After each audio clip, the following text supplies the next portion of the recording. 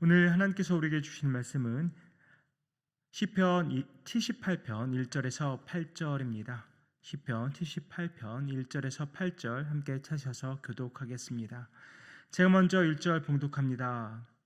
내 백성이여 내 율법을 들으며 내 입의 말에 귀를 기울일지어다. 내가 입을 열어 비유로 말하며 예로부터 감추었던 것을 드러내려 하니 이는 우리가 들어서 아는 바요 우리의 조상들이 우리에게 전한 바라. 우리가 이를 그들의 자손에게 숨기지 아니하고 여호와의 영예와 그의 능력과 그가 행하신 기이한 사적을 후대에 전하리로다. 여호와께서 증거를 야곱에게 세우시며 법도를 이스라엘에게 정하시고 우리 조상들에게 명령하사 그들의 자손에게 알리라 하셨으니 이는 그들로 후대 곧 태어날 자손에게 이를 알게 하고 그들은 일어나 그들의 자손에게 일러서 그들로 그들의 소망을 하나님께 두며 하나님께서 행하신 일을 잊지 아니하고 오직 그의 계명을 지켜서 그들의 조상들 곧 완고하고 패역하여 그들의 마음이 정직하지 못하며 그 심령이 하나님께 충성하지 아니하는 세대와 같이 되지 아니하게 하려 하심이로다. 아멘. 이제 오늘부터 며칠 동안 시편 78편을 묵상하게 될 텐데요. 성도님들, 시편 중에 가장 긴 시편이 어느 시편입니까? 너무나 어려운 질문을 드렸나요? 네, 119편입니다. 다 아실 테지만 아침이라 새벽이라 답을 못 하셨을 것 같은데 119편이 가장 긴 시편인데, 그럼 그 다음으로 긴 시편이 뭘까요? 78편을 얘기하면서 하니까 왠지 78편 같지 않습니까? 예, 78편이 시편 119편 다음으로 가장 긴 시편이 바로 시편 78편입니다. 이 시편 78편에는 다양한 양식이 이렇게 함께 포함되어 있어서 이 시가 어떤 장르의 시다라고 규정하기가 쉽지 않습니다. 하지만 전체적인 내용을 고려할 때 교훈적 역사시로 보는 것이 적당하다고 학자들은 얘기하고 합니다. 오늘 본문인 1절에서 8절은 이 시편 78편의 서론에 해당한다고 할 수 있겠습니다. 오늘 시인은 보니까 어떤 요청을 하면서 이 시를 시작하고 있는데요. 무엇을 요청하고 있습니까? 1절입니다. 내 백성이여 내 율법을 들으며 내 입의 말에 귀를 기울일지어다. 개역개정은 율법이라고 번역했지만 다른 버전의 성경을 보면 가르침 또는 교훈이라고 번역하고 있습니다. 따라서 시인은 자기의 가르침과 말에 귀를 기울이라고 요청하고 있습니다. 또 시인은 입을 열어서 비유로 말하겠다고 말하는데요. 사람들이 못 알아듣는 그런 비유를 하겠다는 것이 아니라 비유는 잠언 또는 지혜로운 말을 뜻한다고 할 수 있습니다. 그래서 그렇게 생각해 볼 때 공동 번역이 오늘 본문의 2절을 가장 잘 번역한 것 같습니다. 그래서 제가 한번 공동 번역으로 2절 읽어드립니다. 내가 역사에서 교훈을 뽑아내어 그 숨은 뜻을 밝혀주리라. 내가 역사에서 교훈을 뽑아내어 그 숨은 뜻을 밝혀주리라. 그런데 그 역사의 내용이 무엇입니까? 3절을 보니까 이미 시인과 백성들이 들어서 아는 것입니다. 조상들이 그들에게 전해줬다는 것이죠. 그렇게 조상들을 통해 듣고 알게 된 것을 자손에게도 숨기지 않겠다고 4절에서 말하고 있습니다. 특별히 무엇을 전하겠다고 합니까? 보니까 여호와의 영예와 그의 능력과 그가 행하신 기이한 사적을 전하겠다고 합니다. 바로 하나님께서 자기 백성을 구원하신 그 놀라운 일, 그 기이한 일을 대대로 전하겠다는 것입니다. 또 무엇을 자손들에게 알게 하라고 말합니까? 5절 말씀 우리말 성경으로 읽어드리겠습니다. 그분은 야곱을 위해 계명을 세우시고 이스라엘을 위해 율법을 정하셔서 우리 조상들에게 그것을 자녀들에게 가르치라고 명령하셨다. 하나님이 이루신 구원의 역사와 더불어서 계명과 율법을 다음 세대, 그리고 그 다음 세대에 또 다음 세대에 알게 하도록 대대로 알게 할 것을 당부하셨다는 것입니다. 이렇게 자자손손 대대로 이것들을 알게 하신 이유가 무엇입니까? 7절과 8절에 그 이유를 설명합니다.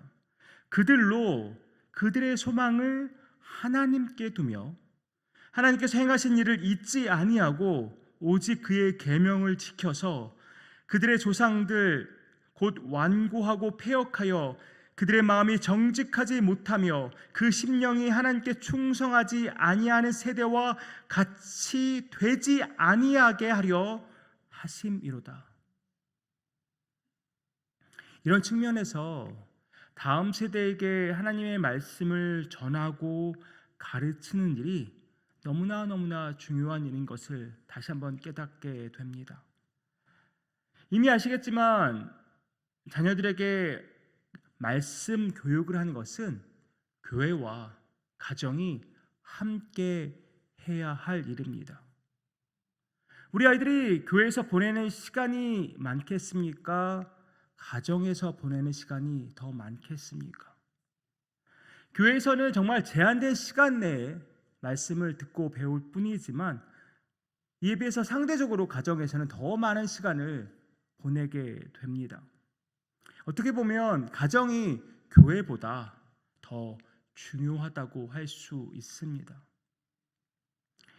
주일학교에서 우리 아이들의 신앙교육을 다 책임져 주기를 원하는 것, 어떻게 보면 이거는 너무나 큰 욕심인 동시에 부모가 해야 할 책임을 회피하거나 전가하는 일이 아닌가 싶습니다.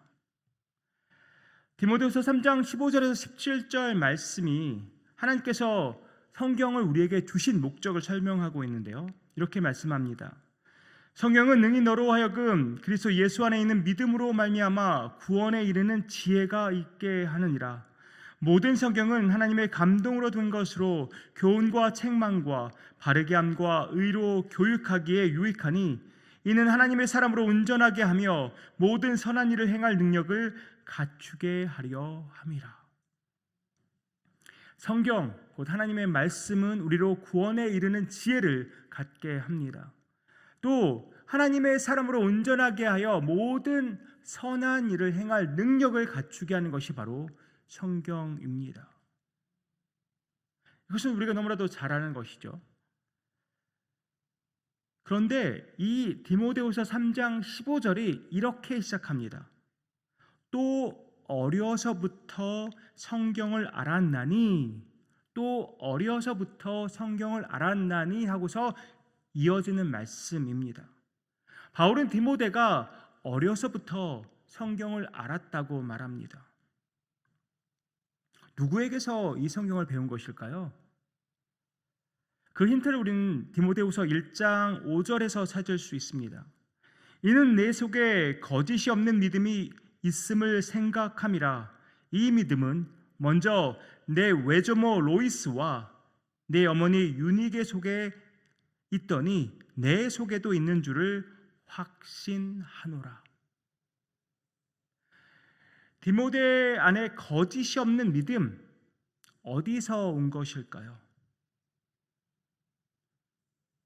이 말씀을 통해서 추측하건대 외할머니 로이스와 어머니 유니게를 통해서 거짓이 없는 믿음을 갖게 된 것을 우리는 추측해 볼 수 있게 됩니다. 외할머니와 어머니의 신앙 교육, 말씀 교육을 통해서 디모데가 성경을 알게 되고 또 거짓이 없는 믿음을 갖게 된 것이죠. 디모데는 어려서부터 배우고 알게 된 성경을 통해서 구원에 이르는 지혜를 알게 되었고 또 교훈과 책망과 바르게 함과 의로 교육하기에 유익한 그 말씀을 어려서부터 배움으로써 하나님의 사람으로 온전하게 되며 모든 선한 일을 행할 능력을 갖추게 되는 것을 어려서부터 이미 그 삶 속에 익히게 되었던 것입니다. 부모가 믿는다고 하여서, 심지어 부모가 신앙이 좋다고 하여서 자동적으로 자녀가 신앙이 좋은 것은 아닙니다. 성경에서도 그 예를 찾을 수 있습니다.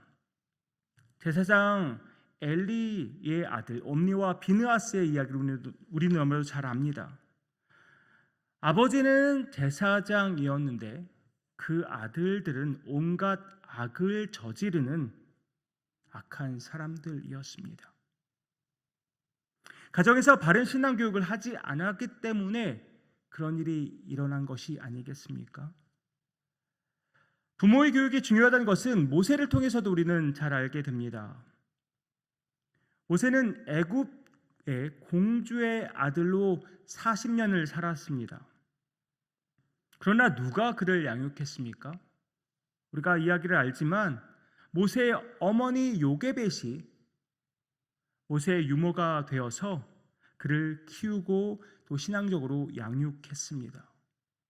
그래서 그는 자기가 이스라엘 백성 중에 한 명이라는 사실, 그 정체성을 가지고 자랄 수 있었습니다. 또 모세는 그래서 하나님을 두려워하는 사람으로 자랄 수 있었습니다. 이렇게 가정에서 어떻게 신앙 교육을 하느냐에 따라 자녀의 신앙과 그 정체성이 달라지는 것입니다. 저와 여러분 모두 다음 세대를 걱정합니다. 정말 많이 걱정합니다. 걱정하는 것 참 중요한 일이지만 우리가 해야 할 일이 걱정만이겠습니까? 우리가 할 수 있는 일이 걱정만은 아닌 것 같습니다. 오늘 시편이 우리에게 도전하는 것처럼 우리의 자녀에게도 하나님의 말씀을 전하고 가르칠 수 있어야 합니다. 또 내 자녀가 그 자녀의 자녀들을 말씀으로 양육할 수 있도록 우리도 그렇게 해야 하겠죠. 그래야 다음 세대가 살 수 있을 줄 믿습니다. 진리와 능력의 말씀만이 그들을 살릴 수 있습니다. 물론 이 일이 말처럼 쉽고 간단한 일은 아닙니다. 가정마다 상황도 다르고 형편도 다릅니다. 그럼에도 부모인 우리는, 부모 세대인 우리는 이 일을 위해서 작은 몸부림이라도 쳐야 하지 않겠습니까? 이것을 위해서 엄마 아빠가, 할머니 할아버지가 먼저 말씀을 가까이 해야 될 줄 믿습니다. 또 그 말씀대로 살려고 발버둥 쳐야 할 줄 믿습니다. 자녀들이 잘 보지 않는 것 같아도 부모가 어떻게 살아가는지, 우리 할머니 할아버지가 어떤 모습으로 신앙생활을 하고 있는지 다 눈여겨보고 있습니다. 우리 자녀 세대는 하나님의 말씀을 대하는 부모 세대를 바라보면서, 할아버지 할머니를 바라보면서 느끼고 배우게 됩니다. 부모 세대가 먼저 말씀에 푹 빠져 살고 또 하나님의 말씀을 자녀 세대에게 가르치면서 그 말씀대로 살려고 발버둥 치는 본을 보인다면 다음 세대는 살 수 있습니다. 다음 세대는 일어날 수 있습니다. 다음 세대 역시 말씀의 은혜와 말씀의 능력을 경험하면서 살 수 있습니다. 저는 이렇게 하나님의 말씀에 휘감겨 살아가는 우리 부모 세대 되기 원합니다. 하나님의 말씀에 푹 빠져서 하나님의 말씀에 순종하려고 애쓰는 부모 세대가 되길 원하고, 또한 이 귀한 말씀, 이 능력의 말씀, 이 진리의 말씀을 자녀 세대에게 전하여서 자녀 세대 역시 그 말씀대로 살려고 정말 이 혼탁한 이 세상에서 애쓰며 발버둥 치며 살아갈 때에 부모 세대도 살고 자녀 세대도 살 줄 믿습니다. 이렇게 말씀으로 다시 세워져 나가는 뉴욕 장로교회 되기를 주님의 이름으로 축복합니다. 기도하겠습니다. 아버지 하나님, 하나님의 말씀이 우리를 살립니다. 하나님의 그 능력의 말씀이, 진리의 말씀이 우리 부모 세대를 살리고 자녀 세대를 살릴 줄 믿습니다. 아버지 하나님, 우리 부모 세대가 먼저 말씀에 푹 빠져 살게 하시고 말씀에 순종하는 분을 다음 세대에게 보이게 하여 주옵소서. 다음 세대 역시 하나님의 말씀을 가까이 하며 하나님의 말씀과 동행하며 하나님의 말씀에 순종하며 살아갈 때에 다시금 부흥의 역사가 부모 세대와 다음 세대에 임할 줄 믿습니다. 아버지 하나님, 우리 부모 세대를 사용하여 주시옵소서. 하나님의 말씀의 능력을 온전히 전하며 살아가는 부모 세대 되기 원합니다. 주여 함께하여 주시옵소서. 이 모든 말씀 예수 그리스도의 이름으로 기도하옵나이다. 아멘.